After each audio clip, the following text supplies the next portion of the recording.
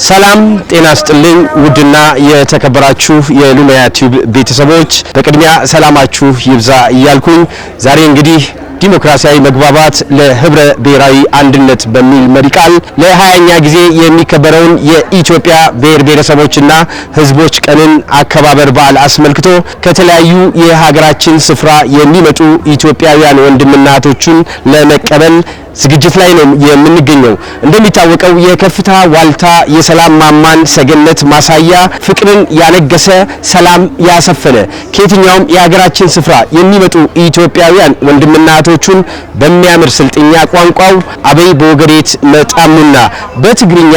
እንኳን ደሃነ መጽዩም በአፋርኛ ነጋይ ተመተኒ ነጋይ ሁልቴኒ በኦሮምኛ በጋ ነጋ ዱፍተኒ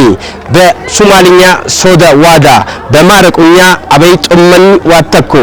በአላብኛ አበይ ወገሬቴን አሜንቴንታ በሲዳምኛ አዌሌ ኬሮ ዳጊኒ በተለያዩ የሀገራችን ቋንቋዎች እንኳን ደህና መጣችሁ ብሎ የሚቀበል ፍቅር የሆነው ማህበረሰብ በስልጤ ዞን ዋና ከተማ በሰላም ሰገነቷ ውቢቷ ወራቤ ላይ እንግዶችን ተቀብሎ ወደ ስፍራው ለመሸኘት በታላቅ አክብሮትና በታላቅ ዝግጅት እንግዶችን ያቀባበል ስነ ስርዓት ሊካሄድ እየተዘጋጀን ነው እንግዲህ የምንገኘው። ከተወሰነ ደቂቃ በኋላ ከተለያዩ ስፍራዎች የሚመጡ ኢትዮጵያውያን ወንድምና እህቶች እዚህ የሚደርሱ